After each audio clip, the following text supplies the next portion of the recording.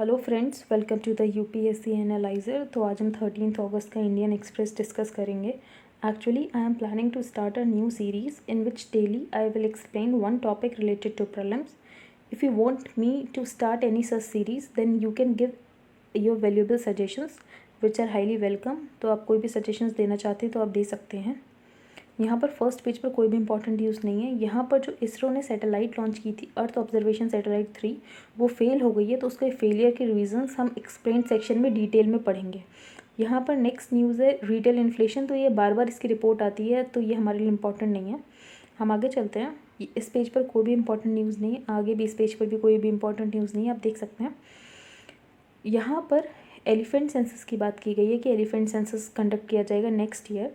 यहाँ पर हमें एक फैक्ट ये मिलता है, जो एशियन एलिफेंट्स है वो इंडेंजर्ड हैं IUCN के रेड लिस्ट पर।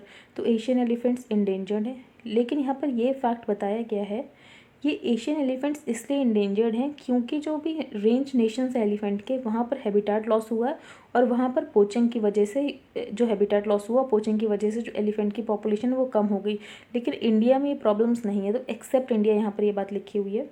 साथ ही जब सेंसस होगा तो इंडिविजुअल एलिफेंट्स को भी आइडेंटिफाई किया जाएगा using a panel of microsatellite markers from dung DNA।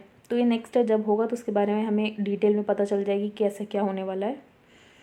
यहाँ पर आसामीज सेलिंग सिटोर a muga shawl xorai and japi. तो ये जो जापी है, जो कोनिकल हैट आप देख रहे हैं, इसको जापी बोलते हैं। अब जो जोराई होता है वो एक ट्रे के समान होता है, जो कि बेसिकली फेलिसिटेशन सेरेमनी के लिए यूज़ होता है, फेलिसिटेट करने के लिए यूज़ किया जाता है। बेल बॉटम टाइप का होता है, बेल बॉटम शेप्ड का होता है।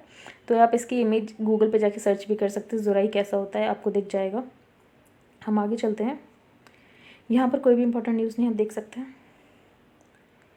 Taliban tighten grip capture Herat, गजरी, Kandahar on verge of falling. तो अफगानिस्तान ने अब थर्ड लार्जेस्ट सिटी को कैप्चर कर लिया, हेरात को। इसके अलावा जो हेरात है वो ईरान के बॉर्डर के पास है।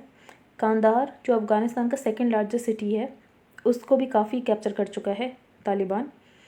तो US और जर्मनी ने अपने सिटीजन्स को ये बोला है कि अब जल्द से जल्द अफगानिस्तान को छोड़ दो और वापस से अपनी कंट्री आ जाओ। Earlier on Thursday the Taliban who now controls about 2/3 of the country. तो लगभग 2/3 जो अफगानिस्तान है उसको ये अब कंट्रोल कर रहा है। गजनी को कैप्चर कर लिया, जो कि कांदाहार के पास है। अब अभी बीच में ये न्यूज़ आ रही थी, जो अफगानिस्तान की गवर्नमेंट, अशरफ गनी की गवर्नमेंट, वो एक पावर शेयरिंग एग्रीमेंट करने को तैयार है तालिबान के साथ। लेकिन आज ये पता चल रहा है कि तालिबान ने ऐसा कोई भी पावर शेयरिंग एग्रीमेंट को रूल आउट कर दिया है कि वो किसी भी पावर शेयरिंग एग्रीमेंट में नहीं आने वाले हैं, जो भी अशरफ गनी की गवर्नमेंट है उनके साथ। अब US इंटेलिजेंस एस्टिमेट ने ये एस्टिमेट किया है जो काबुल है वो लगभग 30 दिनों में आइसोलेट हो जाएगा और तालिबान उसे 90 दिनों के अंदर अंदर कैप्चर कर लेगा। हम आगे चलते हैं। यहाँ पर पाकिस्तान ने इंडिया और अफगानिस्तान को ब्लेम किया है, जो भी उनके चाइनीज़ इंजीनियर्स पर अटैक हुआ था। तो चाइनीज़ इंजीनियर्स वहाँ पर एक डैम बना रहे हैं दासू एरिया में।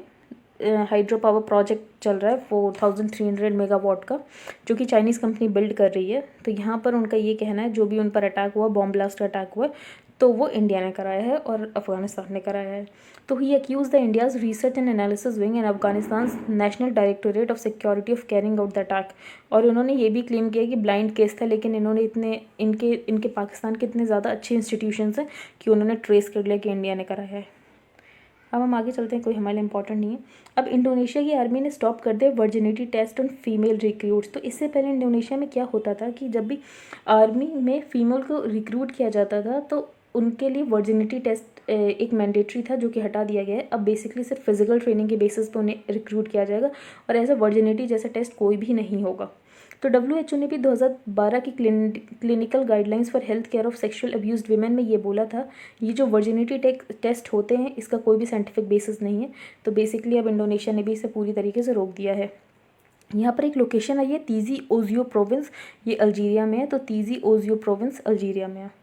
हम आगे चलते हैं। यहाँ पे क्राइम एंड पॉलिटिक्स। तो ये एडिटोरियल बेसिकली इस बारे में है कि क्रिमिनलाइजेशन ऑफ पॉलिटिक्स बहुत ज़्यादा बढ़ रहा है। तो सुप्रीम कोर्ट के पास एक PIL गई थी, तो उसमें उन्होंने कोई बातें बोली, तो हम देखते हैं। तो सबसे पहले फर्स्ट पैराग्राफ में ये बताया गया है कि क्रिमिनलाइजेशन इंडियन पॉलिटिक्स में बहुत ज़्यादा बढ़ रहा है और अभी एक PIL गई थी सुप्रीम कोर्ट में, तो सुप्रीम कोर्ट ने क्या क्या ऑब्जर्व किया। तो PIL इसीलिए गई थी, जो 2020 के बिहार असेंबली इलेक्शंस हुए थे, तो सुप्रीम कोर्ट ने ये डायरेक्टिव दिया था कि कोई भी पॉलिटिकल पार्टी होगी, अगर जो भी कैंडिडेट उन्होंने खड़ा किया है तो उस कैंडिडेट के बारे में जो भी क्रिमिनल एंटीसीडेंट्स हैं तो वो सब कुछ पब्लिश करना पड़ेगा। लेकिन ऐसा कुछ पब्लिश नहीं किया गया था पार्टीज़ के द्वारा, तो उनके ऊपर पेनल्टी भी लगाई गई है लगभग 1 लाख की, और 2 पार्टीज़ के ऊपर 5 लाख की भी लगाई गई है। तो इससे हमें ये पता चल रहा है कि सुप्रीम कोर्ट के डायरेक्टिव्स भी ये पार्टीज़ फॉलो नहीं कर रहे हैं। अगर एसोसिएशन फॉर डेमोक्रेटिक रिफॉर्म्स की डेटा को देखें तो लगभग 233 MPs करंट लोकसभा में हैं जो कि क्रिमिनल चार्जेस को फेस कर रहे हैं, और अगर अब पहले से कंपैरिजन करें तो ये बड़ा ही है। अब इलेक्शन कमीशन के पास भी कुछ रिस्पॉन्सिबिलिटी है क्रिमिनलाइजेशन ऑफ पॉलिटिक्स को कंटेन करने के लिए, जैसे कि एक उन्हें फ़ोन ऐप बनाने को बोला गया जिसमें कि जो भी क्रिमिनल हिस्ट्री है किसी भी कंटेस्टिंग कैंडिडेट की वो वहाँ पर डिस्प्ले हो रही होगी। तो किसी भी सिटीज़न को चेक करना है कि कोई भी यहाँ से जो भी इलेक्शन कंटेस्ट कर रहा है तो उसके ऊपर क्या क्रिमिनल चार्जेस हैं क्या नहीं है, तो ये सारी चीज़ें हम पता कर सकते हैं। इसके अलावा एक सेपरेट सेल बनाने के लिए बोली गई इलेक्शन कमीशन ऑफ इंडिया को, जिससे हम मॉनिटर कर सकें कि जो भी सुप्रीम कोर्ट ने डायरेक्टिव दिए हैं क्या वो फॉलो हो रहे हैं या नहीं हो रहे हैं। Why seeking to add strength to the Election Commission to combat criminalisation is a welcome step, लेकिन ये देखा गया है जो लेजिस्लेटिव की तरफ से क्रिमिनलाइजेशन ऑफ पॉलिटिक्स को रोकने की ज़रूरत है वो नहीं किया जा रहा है। कोई भी लॉ नहीं बना है अभी तक क्रिमिनलाइजेशन ऑफ पॉलिटिक्स को रोकने के लिए। अब यहाँ पर जो लॉ नहीं बनाए जाते हैं उसके 2 रीज़न्स दिए जाते हैं, तो वो 2 रीज़न अब बाद में डिस्कस करेंगे, पहले हम ये देखे जा रहा है। तो यहाँ पे एमिकस क्यूरे ने ये बोला था सुप्रीम कोर्ट को कि आप इलेक्शन कमीशन को ये डायरेक्ट कर दो कि वो पॉलिटिकल पार्टीज़ जो भी क्रिमिनलाइजेशन प्रोटोकॉल्स हैं अगर उन्हें नहीं फुलफ़िल कर रहे हैं तो उनको बार कर दिया जाए इलेक्शन लड़ने से, ठीक है। तो यहाँ पर एमिकस क्यूरे ने ये बोला था कि इलेक्शन कमीशन को ये बोल दो कि वो उन पॉलिटिकल पार्टीज़ को बार करते हैं जो कि क्रिमिनलाइजेशन प्रोटोकॉल्स को नहीं फॉलो कर रहे हैं, और इलेक्शन कमीशन ये पावर डिराइव करता है clause 16A of the election symbols order से। लेकिन सुप्रीम कोर्ट ने ये बोला कि अगर हम ऐसा करेंगे तो हम ये लेजिस्लेटर के डोमेन में चले जाएंगे, तो जो सेपरेशन ऑफ पावर है between the legislative, executive and judiciary उसको नहीं फुलफिल कर पाएंगे। तो उन्होंने ऐसा स्टेप लेने से मना कर दिया, और उन्होंने ये बोला है कि बहुत ही एक्सट्रीम स्टेप हो जाएगा। अब जो लेजिस्लेटर हैं वो लॉ मेकर्स हैं, वो ऐसा लॉ क्यों ये बना रहे हैं जिससे क्रिमिनलाइजेशन ऑफ पॉलिटिक्स कम हो सके। तो पहला वो आर्ग्यूमेंट ये देते हैं विनेबिलिटी ऑफ कैंडिडेट, कि अगर कैंडिडेट खड़ा हो रहा है किसी भी इलेक्शन में और वो जीत रहा है तो मतलब वोटर को ये बात तो पता है कि इसके ऊपर क्रिमिनल चार्जेस चल रहे हैं, उसके बाद भी लोग उसे वोट दे रहे हैं। तो यहाँ पर वो सोलली वोटर पर डाल देते हैं कि अगर कोई क्रिमिनली चार्ज कैंडिडेट जीत रहा है तो वोटर की रिस्पॉन्सिबिलिटी है कि वो उसे क्यों जिता रहे हैं। और दूसरी बात ये जो हमारा लॉ है वो बेसिकली इंडियन लॉ में ये है कि हर इंसान तब तक इनोसेंट है जब तक वो गिल्टी प्रूव नहीं हो जाता, ठीक है। तो दूसरा बेसिस ये दिया जाता है, और ये रीज़न भी दिया जाता है जो वेंडेटा पॉलिटिक्स है, बदले की पॉलिटिक्स है, उसकी वजह से ये जो लेजिस्लेटर उनके ऊपर क्रिमिनल चार्जेस लगा दिए जाते हैं, बेसिकली उनकी कोई गलती नहीं होती है। यहाँ पर अब ऑथर ने एक ये पॉइंट रखा है कि लगभग 4.78 लाख प्रिजनर्स हैं इस समय, जिसमें से 3.30 प्रिजनर्स हैं जो कि अंडर ट्रायल में है। अंडर ट्रायल मतलब वो अभी तक गिल्टी प्रूव नहीं हुए। तो जब उन प्रिजनर्स के फंडामेंटल राइट्स छीने जा रहे हैं, उनको राइट टू लिबर्टी नहीं मिल रहा, फ्रीडम ऑफ मूवमेंट नहीं मिल रहा, फ्रीडम ऑफ ऑक्यूपेशन नहीं मिल रहा, राइट टू डिग्निटी नहीं मिल रही है, उसके बाद हम ऑन द अदर हैंड देख रहे हैं जो लेजिस्लेटर्स हैं जिनके ऊपर क्रिमिनल चार्जेस लगे हैं वो लॉ मेकर्स बन गए हैं। तो यहाँ पर हम देख सकते हैं कितना स्टार्क इनडिफरेंशिएशन हो रहा है लोगों के साथ। तो besides the supreme court had एनल्ड the appointment of the central vigilance commissioner, तो अभी सुप्रीम कोर्ट ने जो सेंट्रल विजिलेंस कमिश्नर थे उनके अपॉइंटमेंट को कैंसिल कर दिया था, ये कहते हुए कि इनके अगेंस्ट क्रिमिनल केस चल रहा है। तो यहाँ पर सुप्रीम कोर्ट के डबल स्टैंडर्ड्स देखने को मिलते हैं। अब जो आर्टिकल 14 है वो ये बोलता है कि सारे citizens, all citizens equality before the law, कि सारे सिटीजन्स लॉ के सामने बराबर हैं। फिर हम ये देख रहे हैं कि आप CVC को तो अपॉइंट करने से मना कर रहे हो, लेकिन उसके बाद जो लेजिस्लेटर्स हैं वो पार्लियामेंट में जाकर लॉ बना रहे हैं। तो ये दोनों के लिए अलग अलग तरीके के कानून क्यों हैं। तो even a peon can't be appointed, तो एक पियोन को भी अपॉइंट नहीं किया जा सकता अगर उसके खिलाफ एक माइनर क्रिमिनल केस भी है। तो फिर हम ये देख रहे हैं कि दूसरी तरफ ऐसे हमारे लेजिस्लेटर्स जिनके खिलाफ मर्डर और रेप के केसेस हैं वो लेजिस्लेटर बन गए हैं, और यहाँ तक कि मिनिस्टर तक बन गए हैं। और अगर हम और देखें तो जो इनोसेंट अंडर ट्रायल, मतलब जो अंडर ट्रायल से जिनके जो अभी तक गिल्टी नहीं प्रूव हुए वो वोट तक नहीं कर सकते हैं, और लेकिन एक मर्डरर है वो भले ही जेल में है पर वो इलेक्शन कंटेस्ट कर सकता है। तो ऐसे डबल स्टैंडर्ड्स क्यों हैं। अब यहाँ पर ये बात बोली गई है जो वेंडेटा पॉलिटिक्स है उसके लिए इलेक्शन कमीशन ने कुछ सेफगार्ड्स लिए हैं, जैसे कि यहाँ पर ये जो लॉ मेकर्स ये बोलते हैं कि वेंडेटा पॉलिटिक्स की वजह से जो क्रिमिनल चार्जेस लग जाते हैं लेजिस्लेटर्स के अगेंस्ट, तो यहाँ पे इलेक्शन कमीशन ऑफ इंडिया ने कुछ सेफगार्ड्स दिए हैं कि कोई भी ऑफेंस जिसमें इम्प्रिजनमेंट 5 साल से ज़्यादा है उसे ही कंसिडर किया जाएगा। दूसरी बात ये, अगर 6 महीने से पहले, जब इलेक्शन शेड्यूल है उसके 6 महीने से पहले कोई क्रिमिनल केस लगाए तो वही काउंट किया जाएगा। और तीसरी बात, कॉम्पिटेंट कोर्ट होगी, वो एक बार चार्ज को कंसिडर करके देखेगी कि सही चार्ज लगा है या नहीं। तो ऑल्टरनेटिव सोल्यूशन ये हो सकता है कि फास्ट ट्रैक कोर्ट्स बनाई जाए और जल्द से जल्द केसेस का निपटारा किया जाए, जो भी लॉ मेकर्स है, लेजिस्लेटर्स है, उनके अगेंस्ट। और इसके अलावा अगर ऐसा नहीं कर पा रहे हैं, जो फास्ट ट्रैक कोर्ट केसेस हैं, तो उन्होंने ये बोला है जो पॉलिटिकल कैंडिडेट्स हैं उनके खिलाफ जो भी केस है वो 1 साल के अंदर पूरा हो जाना चाहिए। अगर 1 साल के अंदर कोई भी ऐसा गिल्टी प्रूव नहीं हो रहे हैं, तो इनोसेंट प्रूव नहीं हो पा रहा है, रिजल्ट नहीं आ पा रहा है, तो रिपोर्ट किया जाना चाहिए chief justice of the respective high court. तो यहाँ पर ऑथर के अकॉर्डिंग ये सोल्यूशन दिया गया है, जो आर्टिकल 14 है, equality of all before the law. तो जो 3.30 लाख अंडर ट्रायल्स हैं उनके अगेंस्ट तो बिल्कुल अलग रूल चल रहे हैं, और ये जो लेजिस्लेटर्स हैं इनके ऊपर भी चार्जेस है, लेकिन इनके लिए बिल्कुल अलग रूल्स हैं। तो ऐसा डिफ्रेंशिएशन क्यों है? तो यहाँ पे उन्होंने ये बोला है कि here you do not have to beg and plead with the legislator and the executive, this is entirely in your domain. तो एक ऑथर ने अकॉर्डिंग एक PIL यहाँ पर बोली कि please admit it as my PIL। तो अब मैं आपको अगर इसकी समरी बताऊँ तो यहाँ पर ये समरी है बेसिकली कि क्रिमिनलाइजेशन ऑफ पॉलिटिक्स बहुत ज़्यादा बढ़ रहा है। बिहार असेंबली इलेक्शन में जो क्रिमिनलाइजेशन के जो प्रोटोकॉल्स उसको फॉलो नहीं किया गया। जो भी कैंडिडेट्स खड़े किए गए कंटेस्ट कर रहे थे, उनकी जो भी हिस्ट्री थी क्रिमिनल से रिलेटेड, वो कुछ भी पोस्ट नहीं की गई थी पार्टी की वेबसाइट पर। और साथ ही इलेक्शन कमीशन ऑफ इंडिया को जो डायरेक्टिव्स दिए गए थे कि आपको एक फ़ोन ऐप बनाने, उसमें आपको कंटेस्टिंग कैंडिडेट्स जो भी हैं उसके बारे में सारी इन्फॉर्मेशन लिखनी होगी कि इसके ऊपर कौन से क्रिमिनल चार्जेस चल रहे हैं, लेकिन ऐसा भी नहीं देखा गया। तो यहाँ पे एमिकस क्यूरी ने ये बोला, जो clause 16A of the election symbols order, उसके थ्रू जो इलेक्शन कमीशन को पावर डिराइव मिलती है कि वो उन पॉलिटिकल पार्टीज़ को बार कर दे जो कि क्रिमिनलाइजेशन जो भी प्रोटोकॉल्स हैं उनको नहीं फॉलो कर रहे हैं। तो सुप्रीम कोर्ट ने ये करने से मना कर दिया। अब यहाँ पर जो लॉ मेकर्स है वो 2 तरीके के एक्सक्यूज़ देते हैं। पहले ये कि अगर कंटेस्टिंग कैंडिडेट है, भले उसके ऊपर क्रिमिनल चार्जेस है, वो अगर जीत रहा है तो यहाँ पर कहीं ना कहीं वोटर की रिस्पॉन्सिबिलिटी है कि वो उसे क्यों जिता रहे हैं। और दूसरी बात ये, जो हमारे यहाँ एक प्रिंसिपल है कि इंसान तब तक इनोसेंट है जब तक वो गिल्टी प्रूव नहीं हो जाता। और एक तीसरी बात है वेंडेटा पॉलिटिक्स की, बदले की पॉलिटिक्स की वजह से ऐसे क्रिमिनल चार्जेस लग जाते हैं, भले ही वो उन्होंने ऐसा नहीं किया हो। और यहाँ पर ऑथर ने एक पॉइंट ये रखा है कि कुछ अंडर ट्रायल जो कि जेल में है वो वोट तक नहीं दे सकते क्योंकि वो अंडर ट्रायल में है, तो उनकी सारे राइट्स को छीना जा रहा है। और लेकिन दूसरी तरफ जो लेजिस्लेटर बेसिकली वो इलेक्शन लड़ के जीत कर लॉ मेकर बन रहा है, लॉ बना रहा है, और उसके ऊपर भी वही केसेस चल रहे हैं। तो 2 तरीके के अंडर ट्रायल्स को अलग अलग तरीके से क्यों ट्रीट किया जा रहा है। हम आगे चलते हैं। यहाँ पर सैनिटेशन वर्कर के बारे में है। तो इन द लास्ट 50 ईयर्स लगभग million estimated uncounted deaths in sanitation worker के अकॉर्डिंग टू द ऑथर। और पैंडेमिक की सेकेंड वेव में ये देखा गया जो सैनिटेशन वर्कर्स हैं उनको डेड बॉडीज़ हैंडल करनी थी, जिसकी वजह से उनकी काफ़ी जान गई है, क्योंकि कोरोना की वजह से जिन लोगों की डेथ हुई होगी उनकी डेड बॉडी हैंडल करते समय हो सकता है वायरस उनमें भी ट्रांसमिट हो गया हो, जिनकी वजह से उनकी डेथ हो गई हो।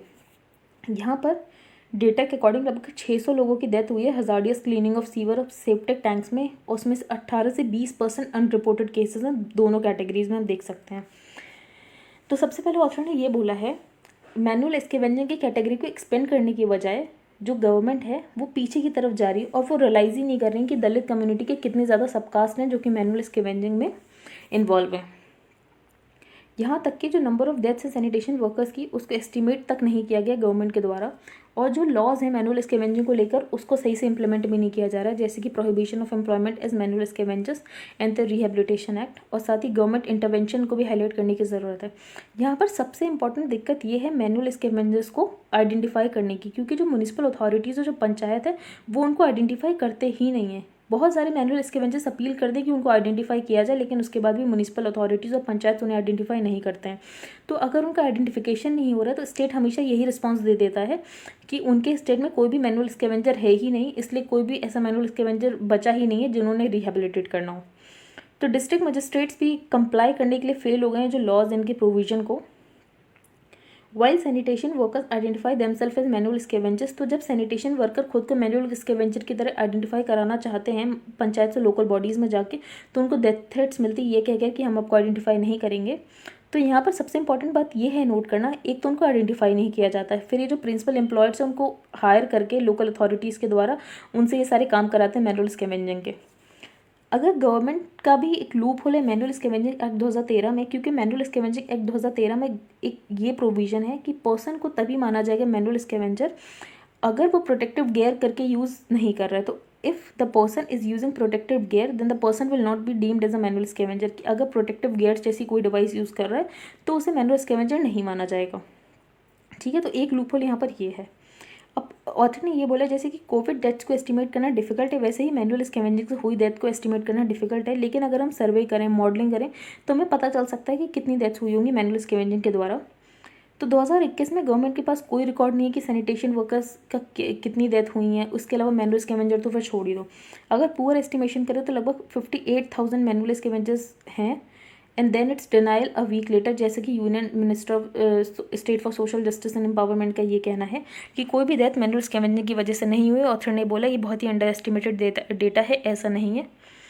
तो बेसिकली अब मैं इस आर्टिकल का आपको समरी बताऊँ तो सबसे पहले ऑथर ने ये बोला है जो सैनिटेशन वर्कर्स हैं, जो भी उनकी डेथ है वो बहुत ज़्यादा अंडर काउंटेड है।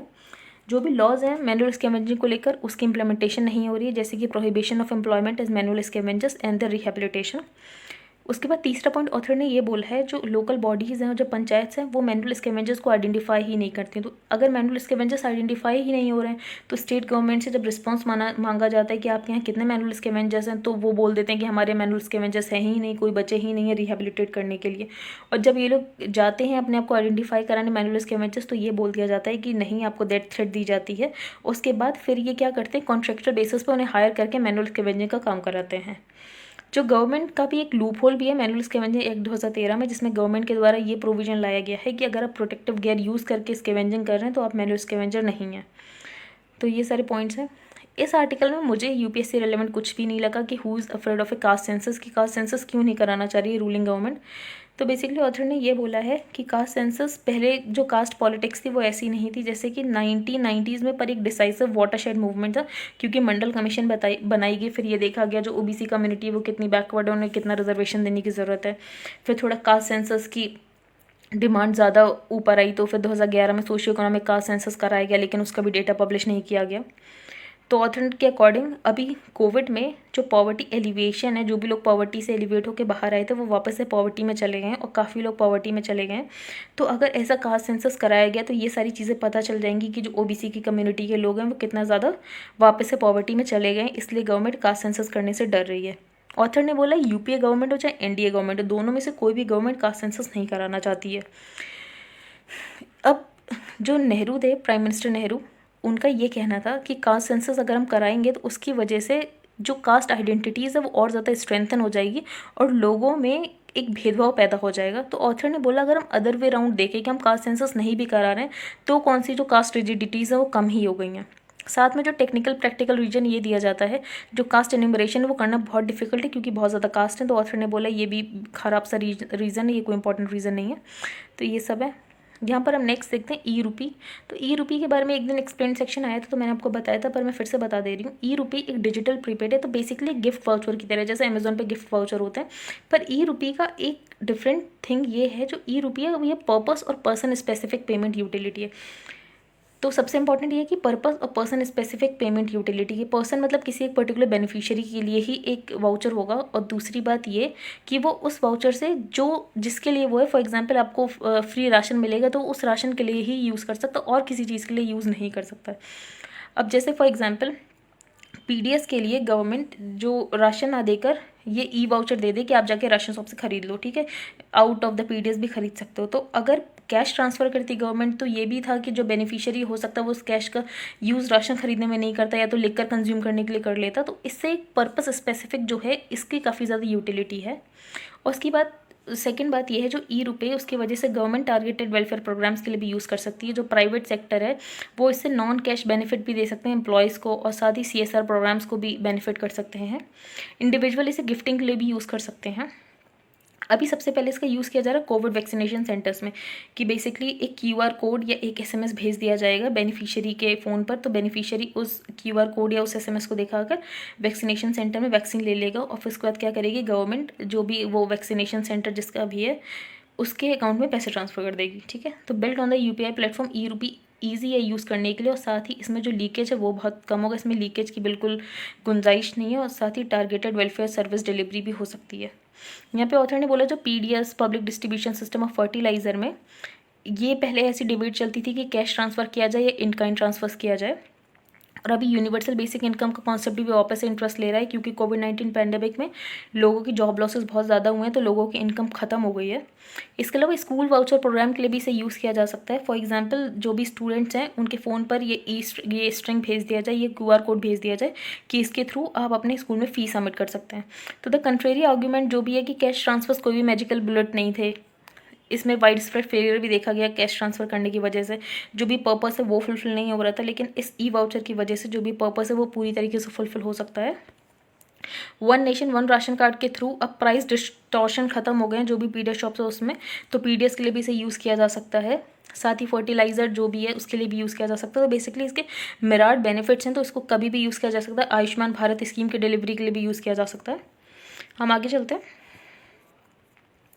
यहाँ पर जो अर्थ ऑब्जर्वेशन सैटेलाइट है वो क्यों फेल हुई, तो जो GSLV-10 जो कि उसे बेसिकली कैरी कर रही थी, GSLV-F10, तो वो डेविएट हुई अपनी शेड्यूल ट्रेजेक्ट्री से। जो फर्स्ट और सेकंड स्टेजेस हैं वो उन्होंने तो नॉर्मली फंक्शन किया, लेकिन जो अपर स्टेज है क्रायोजेनिक इंजन वाली, जो लिक्विड हाइड्रोजन और लिक्विड ऑक्सीजन से फ्यूल होती है, वो लो टेम्परेचर काफ़ी था, तो वो इग्नाइट नहीं हो पाई, और जिसकी वजह से रॉकेट कैरी नहीं कर पाए। रॉकेट के पास पावर ही नहीं बची कैरी करने के लिए अर्थ ऑब्जर्वेशन सैटेलाइट को, और बेसिकली वो अंडमान सी में जाके गिर गई।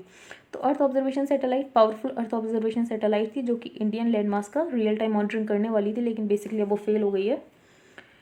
तो यहाँ पर अब इससे फ्यूचर मिशन पे क्या फ़र्क पड़ने वाला है, तो गगनयान, चंद्रयान 3 अब ये भी लॉन्च है, इसरो की लिस्ट में ये भी है कि इन्हें भी लॉन्च करना है। तो ये बेसिकली GSLV Mark 3 के द्वारा लॉन्च होंगे। तो ये GSLV रॉकेट का एडवांस्ड वर्जन है और ये ज़्यादा हैवियर पेलोड्स को स्पेस में ले जा सकता है। अब एक निसार की बात की गई है। जो निसार मिशन है वो नासा और इसरो का ज्वाइंट कोलाबोरेशन है। तो निसार 2 सिंथेटिक अपर्चर को यूज़ करेगा, जिसमें से एक इसरो प्रोवाइड करेगा, एक नासा प्रोवाइड करेगी। इसमें पूरे अर्थ को ये लगभग 12 दिन की साइकिल में मॉनिटर कर सकते हैं। इसमें जो L बैंड है वो तो नासा प्रोवाइड करेगा, लेकिन जो इसका S बैंड होगा वो इसरो प्रोवाइड करेगा। और इसके अलावा जो नासा कम्युनिकेशन वाली सारी चीज़ें देखेगा, और जो इसरो होगा वो उसको लॉन्च करेगा। तो निसार आपको पता होना चाहिए। अब गूगल अपडेट कर रहा है, जो किड्स हैं अंडर 18 उनको प्रोटेक्ट करने के लिए गूगल ने कुछ अपडेट दिए हैं। सबसे पहले गूगल ने ये अपडेट किया है कि जो पेरेंट्स और गार्जियंस की विल के ऊपर अगर कोई भी जैसे माइनर है उसकी अगर फोटोज़ गूगल इमेजेस में आती है तो वो हटा सकते हैं उनकी रिक्वेस्ट पे। साथ ही यूट्यूब पे कोई भी वीडियो अगर माइनर के द्वारा अपलोड होगी तो उसे वो प्राइवेट मोड में रखेंगे बाय डिफ़ॉल्ट। अब ऐसा क्यों कर रहा है गूगल, क्योंकि जो सर्च जाइंट और जो अदर बिग टेक कंपनीज उनके ऊपर प्रेशर आ रहा है कि एक बेटर प्रोटेक्शन स्कीम लेकर आए जो भी माइनर यूजर्स हैं उनके लिए। US में 1998 children's online privacy protection act आया था, जिसमें रेस्ट्रिक्ट किया गया था ट्रैकिंग एंड टारगेटिंग जो भी बच्चे 13 साल से नीचे हैं। अब उसको एक्सटेंड करके 18 साल तक करने की बात कर रहे हैं। तो मुझे लगता है आपको ये समझ आ गया होगा। अर्थ ऑब्जर्वेशन सैटेलाइट को जो कैरी कर रहा था GSLV-F10 वो कैरी नहीं कर पाया, क्योंकि जो क्रायोजेनिक वाली स्टेज थी वो फ्यूल नहीं हो पाई, लो टेम्परेचर की वजह से वो इग्नाइट नहीं हो पाई, और जो अर्थ ऑब्जर्वेशन सैटेलाइट है वो अंडमान सी में आकर गिर गई। तो इसकी वजह से फ्यूचर मिशन पे क्या इम्पैक्ट पड़ेगा, तो ऐसा कुछ खास इम्पैक्ट पड़ने नहीं वाला है। और जो GSLV Mark 3 उसे कैरी करता है वो ज़्यादा एडवांस स्टेज का व्हीकल है और वो हेवियर पेलोड को कैरी कर सकता है। उसके बाद निसार मिशन की बात है। निसार जो कि नासा और इसरो का मिशन है, ये भी अर्थ ऑब्जर्वेशन सैटेलाइट को लॉन्च करेगा। इसमें 2 अपर्चर है, एक L अपर्चर, एक S बैंड। जो L बैंड है वो नासा प्रोवाइड करेगा और S बैंड है वो इसरो प्रोवाइड करेगा। हम आगे चलते हैं। यहाँ पर कोई भी इंपॉर्टेंट न्यूज़ नहीं है। आई होप आपको आज की न्यूज़ पेपर समझ आया। If you like the video then please like, share and subscribe. Thank you and have a nice day.